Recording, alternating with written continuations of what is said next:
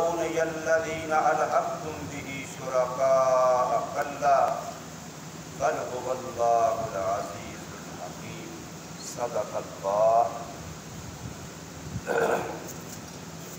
فرما دیجیے اے محمد صلی اللہ علیہ وسلم، کون ہے جو رزق دیتا ہے تم کو آسمانوں سے اور زمینوں سے؟ جواب میں فرما دیجیے اللہ، اور فرمایا بے شک ہم یعنی مسلمان یا تم یعنی کافر البتہ ہدایت پر ہیں یا کھلی گمراہی میں۔ فرما دیجئے نہیں پوچھا جائے گا تم سے اس چیز کے بارے میں جو جرم کرتے ہیں ہم، اور نہیں پوچھے جائیں گے ہم اس چیز کے بارے میں جو عمل کرتے ہو تم۔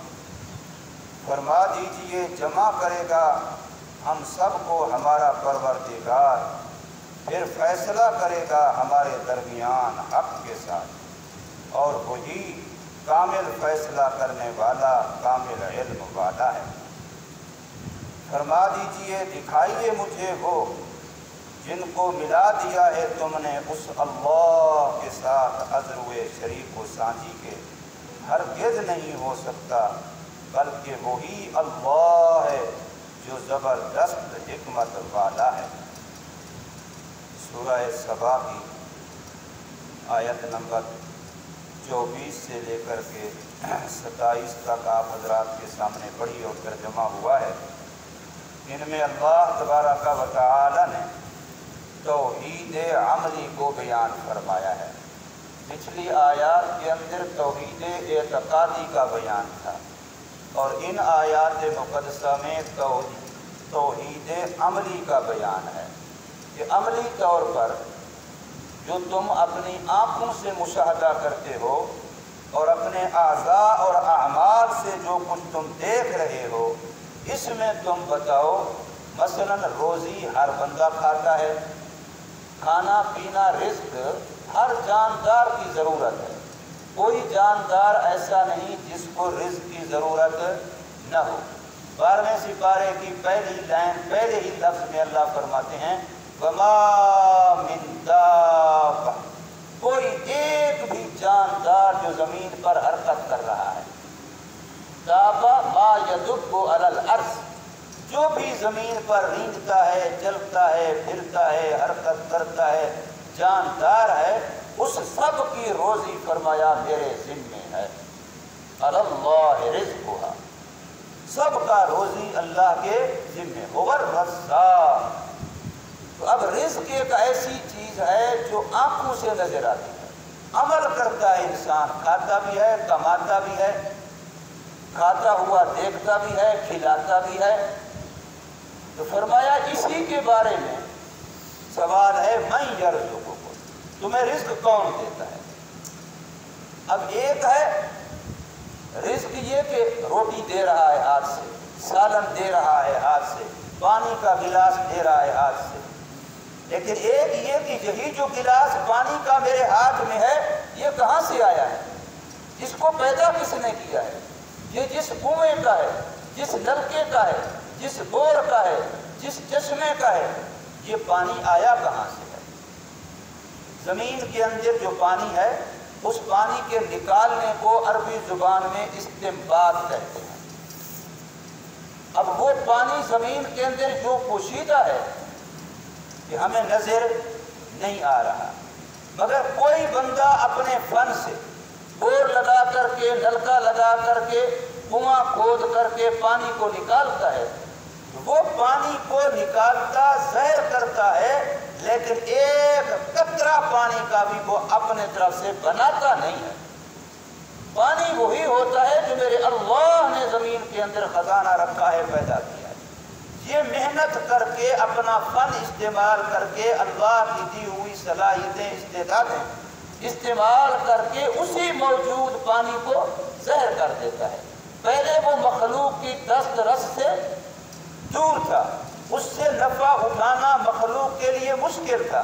اب اس بندے نے جب بور نلکا کنواں جس طریقے سے اس کو اوپن کر دیا، زہر کر دیا ہے، اب ہر جاندار اس سے فائدہ اٹھا سکتا ہے، اس پانی سے اپنی ضرورت پیاس بجھا سکتا ہے، ضرورت پوری کر سکتا ہے۔ تو کسی ایک قطرے کو اس نے بنایا تو نہیں ہے، اس لیے فرمایا جب تمہارے سامنے روٹی کا لقمہ آئے یا پانی کا گھونٹ آئے تو تھوڑی دیر کے لیے ذرا پیچھے سوچ لیا کرو کہ یہ کہاں سے آیا۔ حدیث باب میں یہ آتا ہے کہ اللہ تبارک و تعالی جس وقت دانا زمین میں ڈالا جاتا ہے اس وقت 2 فرشتے مقرر کرتا ہے۔ وہ دانا اگر زمین میں پڑا، الٹا پڑا، جہاں سے پوپل نکلنی ہے وہ رخ کر نیچے ہے، تو فرشتے اس کو سیدھا کرتے ہیں۔ اس وقت سے 2 فرشتوں کی ڈیوٹی لگتی ہے۔ پھر وہ دانا بڑا ہوتا ہے، پودا بنتا ہے، اور اس پر پھر دانے لگتے ہیں، پھر پکتے ہیں، پھر کٹتے ہیں، پھر صاف ہوتے ہیں، پھر کہیں سے کہیں منتقل ہوتے ہیں، پھر خشک ہوتے ہیں، پھر وہ پیسے جاتے ہیں، پھر وہ پکائے جاتے ہیں، حتیٰ کہ جس کے نصیب میں وہ دانہ لکھا ہوتا ہے جب تک اس کے منہ میں نہیں چلا جاتا وہ 2 فرشتے ساتھ رہتے ہیں۔ یہ میرے رب کا ایک غیبی نظام ہے رزق کا۔ اس لیے جس کے مقدر میں ہے وہ کہیں اور جگہ جا نہیں سکتا، اور جو مقدر میں نہیں ہے وہ آ نہیں سکتا۔ یہ تو ہماری بھول بھٹکی ہے کہ ہم دوڑ پڑتے ہیں، بھاگ پڑتے ہیں کہ ہم اپنا مقدر خود بنائیں گے، اپنا نصیب خود بنائیں گے۔ یہ تو ان لوگوں کی بات ہے جو اللہ کے ہاں مقرر شدہ تقدیر کو نہیں مانتے۔ جو ایمان والے ہیں، اسلام والے ہیں، ان کا تو یقین ہے۔ اس لیے یہ توحید عملی ہے۔ اللہ فرماتے ہیں اے محمد صلی اللہ علیہ وسلم، آپ ان منکرین کو، کافرین کو، مشرکین کو، ان بے دینوں کو ان سے ذرا فرما دیجئے من یرزقکم، کون رزق دیتا ہے تم کو؟ کہاں سے؟ من السماوات، آسمان سے رزق کا فیصلہ ہوتا ہے، کون کرتا ہے؟ آسمان سے رزق کے لیے بارش برستی ہے، کون برساتا ہے؟ والارض، اور زمین سے، زمین کے اندر وہ قوت، وہ صلاحیت، وہ نمو والی استعداد کون رکھتا ہے کہ اس میں جو دانا جائے، بیج جائے، وہ اس کو پیدا کرے، اس کو بڑھائے؟ زمین کے اندر یہ صلاحیت کس نے رکھی ہے؟ زمین میں اس دانے کو محفوظ کون رکھتا ہے؟ پھر اس زمین کے اندر سے تمہارے کھانے کے لیے، پینے کے لیے کیا کچھ اللہ پاک پیدا فرماتا ہے؟ فرمایا ان سے پوچھئے۔ ظاہر ہے اس کا جواب ان کے ہاں بھی سوا اس کے اور کوئی نہیں ہے کہ اللہ۔ اس لیے فرمایا چونکہ جواب اس کا ہے ہی یہی، اور کوئی جواب اس کا ہے ہی نہیں، تو آپ ہی فرما دیجئے اللہ۔ اور اگلا جملہ بڑا عجیب ہے ہمیں دعوت دینے کے لیے۔ اللہ دعوت دیتا ہے، سب سے پہلا دائی خود اللہ ہے۔ اللہ قرآن میں خود فرماتا ہے انا ادعو، میں دعوت دیتا ہوں۔ سب سے پہلا دائی اللہ خود ہے۔ اللہ کے سارے نبی اللہ کے ترجمان اور نمائندہ بن کے دعوت دیتے ہیں۔ اور اللہ کی دعوت کا انداز دیکھیے ذرا اس آیت کریمہ میں۔ ہم بھی دعوت دیتے ہیں، جب تک ہم دوسرے کو بے ایمان نہ کہیں، کافر نہ کہیں، گنہگار نہ کہیں، ہماری دعوت پوری نہیں ہوتی۔ اور یہاں دعوت کیا ہے؟ اللہ فرماتے ہیں کہ جس وقت یہ سوال جو رزق والا ہے تمہارے سامنے آیا اور جواب ایک ہی ہے اللہ، تو پھر ہم اللہ کو ماننے والے، اللہ کی ماننے والے، اللہ کو ماننے والے، اللہ کی ماننے والے، اور دوسروں کو بھی اللہ کو ماننے کی دعوت دینے والے۔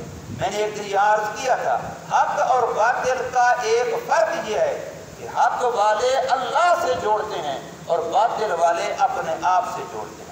وہ کہتے ہیں ہمارے بن جاؤ، ہماری پارٹی، ہماری جماعت، ہمارے ورکر، ہمارے کارکن، ہمارے ووٹر، اور اللہ والے کہتے ہیں اللہ کے بن جاؤ۔ اللہ سے جوڑنا یہ اہل حق کا کام ہے کہ اللہ کی مخلوق کو اللہ سے جوڑو۔ تو یہاں اللہ فرماتے ہیں کہ ایمان والے انا، یا تو ہم یعنی ایمان والے، اسلام والے، او ایاکم، یا پھر تم یعنی جو ایمان اسلام والے نہیں ہیں۔ اب دو راستے ہیں، ایک نظریہ تمہارا ہے کہ اپنی مرضی، نفس کی مرضی، جو چاہو کرو، میرا مال میری مرضی، میرا جسم میری مرضی، میرا گھر میری مرضی، میرا وقت میری مرضی، اور ایک ہے سب کچھ اللہ کا مرضی بھی اللہ کی۔ اب یہ دو متضاد چیزیں ہیں اور دونوں ضد جمع نہیں ہو سکتے۔ اگر اللہ کی مرضی والی بات حق ہے تو اپنی مرضی والی بات یقیناً گمراہی ہے، اور اگر اپنی مرضی والی بات حق اور سچ ہے تو پھر دوسری طرف والی گمراہی ہے۔ اب خود فتویٰ نہیں لگایا، فرمایا انا او ایاکم، ہم یا تم، ان دو میں سے ایک لعلی ہدی، پکی بات ہے کہ وہ ہدایت پر ہے، اور دوسرا پکی بات ہے کہ وہ فی ضلال مبین، گمراہی ہے۔ لیکن فیصلہ میں نہیں کرتا، میں تم پر گمراہی کا حکم نہیں لگاتا، میں تمہیں نہیں کہتا تم ایسے ویسے ہو، تم خود فیصلہ کر کے اپنے بارے میں سوچو۔ اللہ کیسے خوبصورت انداز میں دعوت فکر دے رہا ہے۔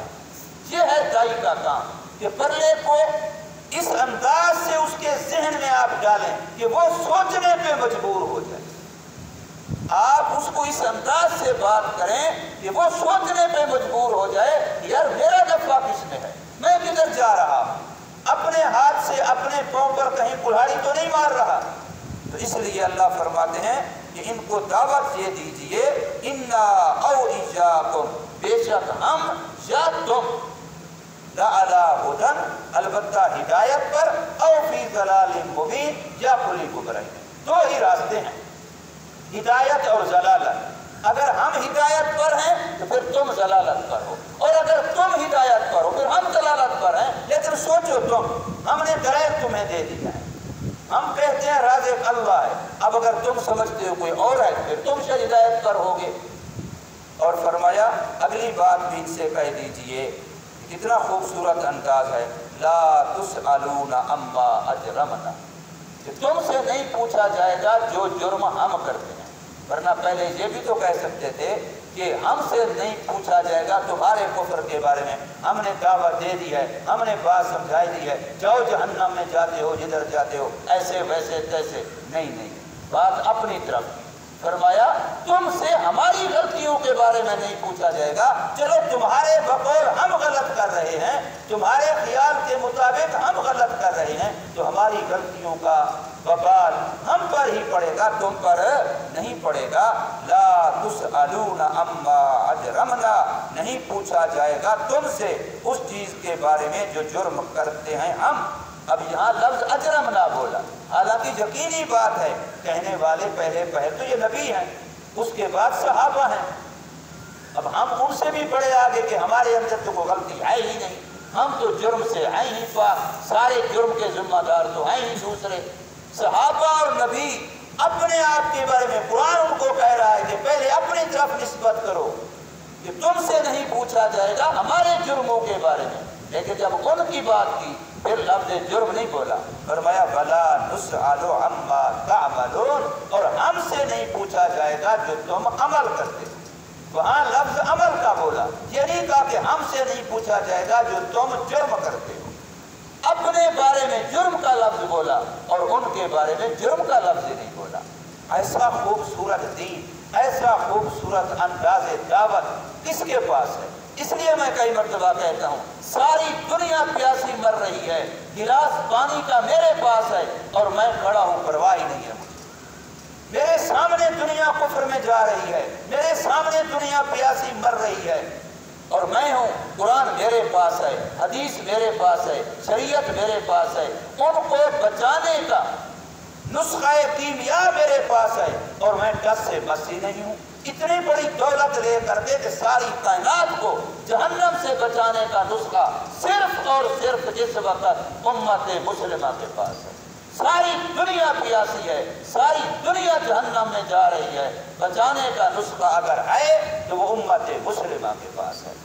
تو اس لیے فرمایا، اگلی بات فرمایا ان کو ذرا قیامت یاد دلائیے، فرما دیجئے جمع کرے گا ہمارا رب ہم سب کو۔ ایک وقت آئے گا تم بھی ہوگے اسی میدان میں، ہم بھی ہوں گے اسی میدان میں۔ میدان محشر اللہ کے ہاں ایسے ہے جیسے میرے سامنے میری ہتھیلی ہے، جیسے میرے سامنے میری ہتھیلی چھوٹی سی چیز ہے، اس کی کوئی لکیر میرے سے پوشیدہ اور غائب نہیں ہے۔ ساری دنیا جس میدان محشر میں جمع ہوگی اللہ کے سامنے وہ ہتھیلی کی طرح ہوگا، چھوٹی سی پلیٹ کی طرح ہوگا۔ تو فرمایا اس میدان میں اللہ ہمیں بھی جمع کرے گا، تمہیں بھی جمع کرے گا۔ ہم یہ تو نہیں کہتے کہ بس ہم ہی ہوں گے، تمہارا نام و نشان نہیں ہوگا، تم بھی ہمارے ساتھ ہوگے۔ لیکن جمع کرنے کے بعد ثم یفتح بیننا بالحق، پھر وہ ٹھیک انصاف کے ساتھ، حق کے ساتھ ہمارے درمیان فیصلہ کرے گا۔ یہاں پر بھی یہ نہیں کہا کہ فیصلہ ہمارے حق میں کرے گا، اللہ فیصلہ کرے گا، اتنا تم سوچ لو۔ اب فیصلے میں تم حق کی طرف ہوگے یا غلط کی طرف، تمہارے خلاف ہوگا یا تمہارے موافق، یہ دعوت تمہیں ہے۔ تم تنہائی میں جا کے سوچو، تم عقل سے کام لو، تمہیں صرف دعوت فکر دی جا رہی ہے۔ تو فرمایا وَهُوَ الْفَتَّاحُ الْعَلِيمُ، اور وہ اللہ کامل فیصلہ کرنے والا، کامل علم والا ہے۔ اور اگلی بات، آخری بات فرمائی کہ جن کو تم خدا کے علاوہ خدا کا سانجی بناتے ہو، کوئی کہتے ہو کہ یہ قدرت اس طرح کی رکھتا ہے، کوئی کہتے ہو علم غیب اس طرح کا رکھتا ہے، کوئی کہتے ہو اختیارات اس طرح کے رکھتا ہے، کوئی کہتے ہو کہ ہماری سنتا نہیں اور اس کی موڑتا ہی نہیں ہے۔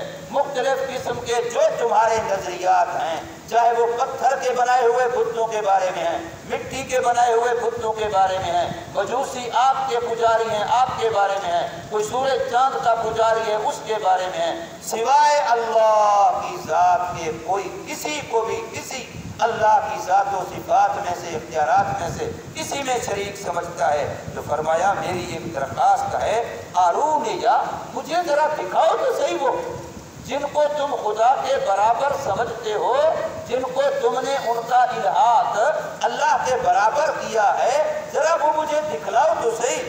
قل فرما دیجئے ارونی الذین الحقتم بہ، دکھاؤ مجھے وہ جن کو تم نے ملا دیا ہے، لاحق کر دیا ہے۔ ایک بندہ ایک بورڈ بناتا ہے، مثلا کوئی تعلیمی بورڈ ہے، ایجوکیشن کا بورڈ ہے، بورڈ بنا کے پھر اس کے ساتھ ادارے لاحق ہوتے ہیں۔ جیسے فرض کرو ہمارا مدرسہ ہے، پھر وفاق المدارس کے ساتھ ہمارا الحاق ہے، ہر ادارہ کسی نہ کسی بورڈ کے ساتھ لاحق ہوتا ہے۔ تو اب اللہ تبارک و تعالی والے بورڈ اس کے اختیارات کے ساتھ جو تم جن کو الحاق کرتے ہو، ملاتے ہو، برابر بناتے ہو، ذرا مجھے دکھاؤ تو صحیح۔ شرکاء، تم ان کو سانجھی بھائیوال بناتے ہو۔ جواب دیا کلا، قطعاً ایسا نہیں ہو سکتا۔ جن کو تم خیال کرتے ہو وہ خدا کی مخلوق ہیں، وہ خدا کے محتاج ہیں، اپنے بننے میں بھی اللہ کے محتاج ہیں، اپنے باقی رہنے میں بھی اللہ کے محتاج ہیں، اور اپنی ہر قول و فعل، نقل و حرکت میں اللہ کے محتاج ہیں۔ فرمایا بل تمہاری یہ بات غلط ہے، بلکہ حقیقت یہ ہے وہ اللہ، وہی اللہ ہے۔ یہ لفظ اللہ، اس پر مستقل کتابیں ہیں علماء۔ ہمارے قریب زمانے میں مولانا موسیٰ خان سے روحانی بازی لاہور والے، ان کی مستقل کتاب صرف لفظ اللہ پر مستقل کتاب ہے۔ بلکہ ہمارے یہ فیصل آباد کے مفتی سے عبد الرحمان سے، پھر ذوالفقار سے کے خلیفہ جامع الحبیب والے، لفظ اللہ پر انہوں نے کئی جمعے بیان کیا، وہ سارے بیانات اکٹھے کر کے مستقل کتاب بن، ایک لفظ اللہ پر۔